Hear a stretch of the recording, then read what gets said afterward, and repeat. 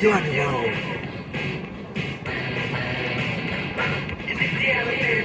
Break it down. Go crazy. Wow. Classic. Oh, yes.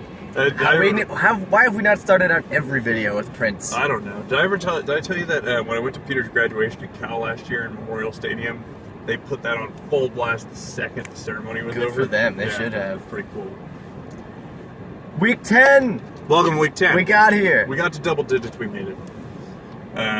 We also got to our first college football playoff. Oh boy! Oh boy! Hold me back, John. I don't think we're gonna burn these people nearly as badly as we did last year in casual conversation. We're on a video this time, which means we're really gonna burn them.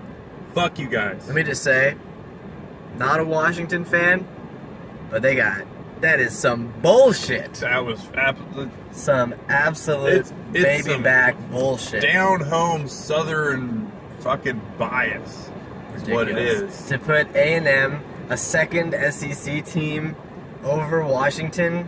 A&M with one loss. Unfucking believable. And you fucking sneak Auburn into the top 10 for what? Unreal. Yeah, I'm not sure why I'm surprised, but I am still honestly. That there's a crazy SEC bias. But hey, I mean, should it really surprise us? No. Part of me, even as a Cal fan, kind of wants Cal to lose just to strengthen Washington's bid. Just so the Pac-12 gets in. Yeah, but at the same time, I also want Cal to win. let's be 300% real with you. There may be a huge SEC bias in the playoff, but there's not enough to the point where we're gonna end up with two SEC teams in the playoff. I don't see it happening. Yeah. They might put it into Big Ten teams. they might do that just because just to be assholes, just to be complete so they can dicks. put Ohio State and Michigan in the the playoff. I mean, the ACC's a given, the SEC's a given, and so is the Big Ten. Yeah. The question is, do they want to screw the... How badly do they want to put in two teams from either the SEC or the Big Ten? How badly do they want to screw the Pac-12? Because no one from the Big 12 has any shot at the playoff this year. Yeah. Because it's a trash-ass team. Shout out to my boy Bobby Bowlesby. You run one hell of a shit conference, buddy. But anyway, let's just kick into this because we're already creeping on 3 minutes. All right, so... First game of Saturday. Yeah, because Thursday and Friday game's terrible. Josh Rosen's out for the season. I don't know if you guys heard. So Colorado is going to steamroll UCLA tomorrow night. As it was foretold. Yep, as it was foretold in the scriptures. So for our early risers on Saturday, we got Notre Dame and Navy. 8:30 a.m. Pacific Standard Time, bitch. If you're into that sort of thing. Navy should win that game. I'm so looking forward to Navy winning this game, to beating Notre Dame. It's finally going to happen. We've been waiting a while. Let's get that win and fucking go home. Hell yeah. Next, we have another military game. This one's Air Force at Army. We do this for the troops. We do this for the troops. We truly do. And Air Force at Army. Yeah, and these guys fucking play each other hard because they fucking hate each other. There's no love lost between branches of the military always play each other hard in football. It's just a fact of life. That's at 9 a.m. We should also mention that Notre Dame at Navy game is in the Jaguars Stadium in Florida. Yep. In Jacksonville. And I think that's why it has a downtown Jacksonville, baby. Yeah, I think that's why it has a weird start time, 8:30 a.m. Pacific. But also, so that what happens in Jacksonville, John? It doesn't stay. It follows you wherever you go. Follows you like the ghosts of your past. Yes, it does. So that game, I'm going to give it the Notre Dame at Navy. Give that about a 3 out of 5. 2.5. Okay, and Air Force at Army, I'm giving that a 3.5 out of 5. I'll give it 2.5. Really? You give that a 3.5? I think that game's going to be. I think they're going to be trading scores. I'll bump it up to a 3. Okay. I just feel like it's going to be a score trader. It might not be good football, but it's going to be tight. Yeah. Okay. You've won me over. All right. Good. I'm glad I did. So then A&M number 4 A&M. Number 4 A&M. Yeah. Fuck that at Mississippi State. You know what we call this, John?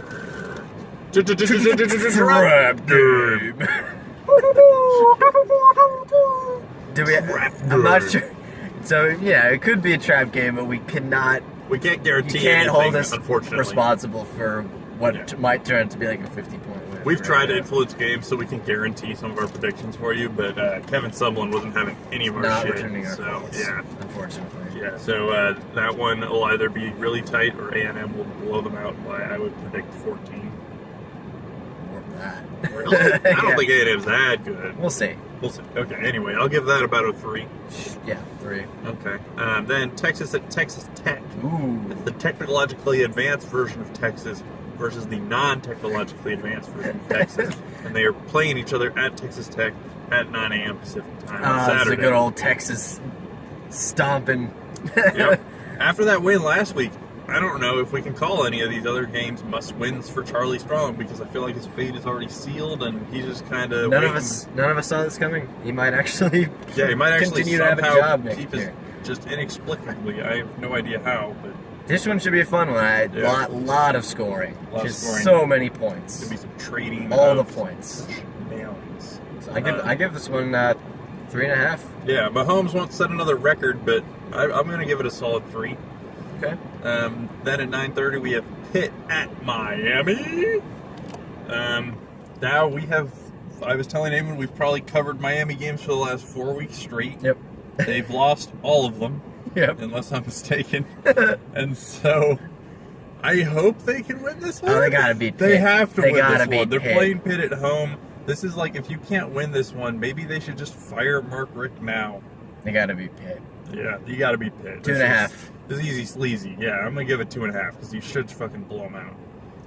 Then at we're going back a little bit. Then at 9 a.m. we have number 8 Wisco at Northwestern. Eamon wanted me to throw this one on here because Northwestern is actually playing pretty well. They have been playing pretty well. They almost beat Ohio State last week. They had a slow start. They looked terrible in the early going, but they've really picked it up.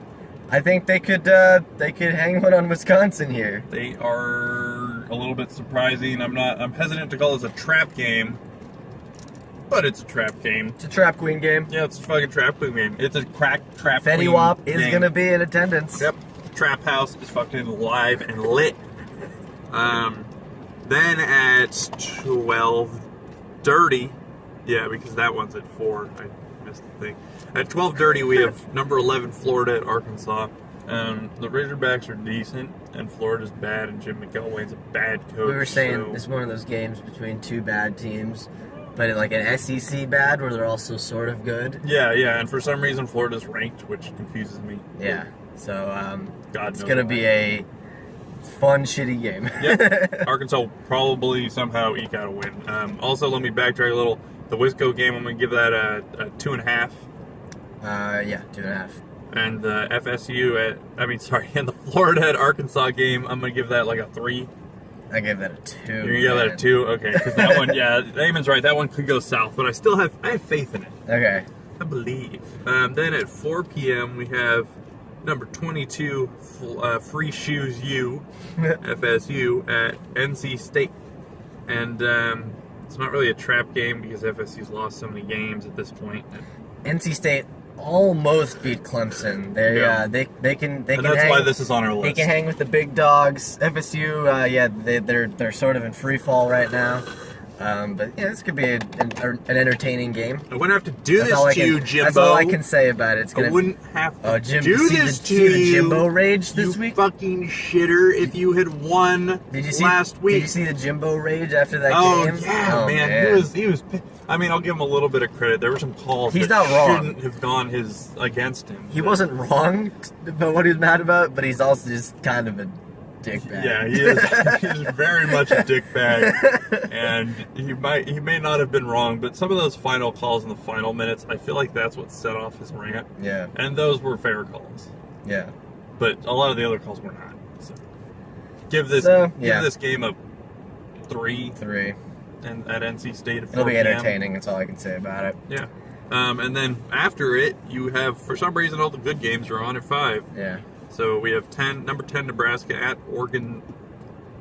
At Ohio State. At Ohio State. Number 6 Ohio State. You can't even read your own handwriting. I gave up years ago trying to read your handwriting. Yeah, I don't know what I tried to write there. Nebraska's mean, Ohio State's favored by 17 in this one. Which is absurd. I don't understand that at all. I think Vegas just forgot that, like, if Nebraska doesn't win this game, then they may have lost their chance at winning the Big Ten. And West. Ohio State has looked really mediocre at best the last couple weeks. Really poor. They almost lost team. to Northwestern after losing to Penn State. This is Ohio State we're talking about, and this is a team that every year they want to put them in the fucking playoff, and they have no good reason ever. And this year they have even less of a good reason, and they still want to fucking put them in the playoff. And they're a trash-ass team. I give this a 4, man. Yeah, I'll give it a 4 because Nebraska's going to play so fucking hard against them because they really want a shot at the Big Ten championship. I'm going to be wearing my Huskers hat. Yeah. Go Nebraska, Which go Huskers. I do have. Go Pelini, wherever you are, baby. Always Pelini. Always Pelini. So that's at 5. And then then our best game probably of the weekend is also at 5. Yep. Bama at number 1 Bama, excuse me. At number 13 LSU. Yeah, and you're saying, okay, 1 versus 13, but LSU's played really well under Ogeron. Yeah. What's his name? Dwayne something, one of their cornerbacks, guaranteed a win. Did he now? Yeah, so... Well, that always works. Yeah, that almost always is guaranteed to work, so... We've seen LSU beat Alabama before. We have. Could happen again. And this time we don't have Les Miles to fuck it up, so... This could actually work out. We'll see. Leonard might be able to just fucking muscle some people. I give this one another 4. I give it a 4 as well. And then our last game that's decent and worth watching of the night is number 5. Number 5, Washington, at the University of California, the greatest school in all the land. We got the most sexual assaults. Oh no! And but we also have a really solid basketball team, and that's what I'd really like to draw people's attention All-American to. Ivan Rabb. Yep, and he was just Ivan Rabb, our guy. Went to Bishop O'Dowd in Oakland. He was selected as an All-American today. He's really tall. I saw him on Telegraph one time. Yep, he is an excellent basketball player. He will be great in the NBA. Really looking forward to it. But for now, we can get one more season out of him probably for the Cal Bears, and I'm hoping we can go far. Do we actually think Cal has any chance to get against Washington? In this Washington game, I do not think that Cal has like a 10% chance, I'm going to say. Cal needs to get off to a good start. That's the only...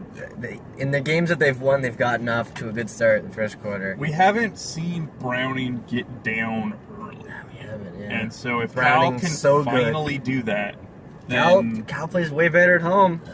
I mean, it's a stark difference. I think they have a shot, even a long shot. We have to score first, and then we got to fuck them up and get a field goal.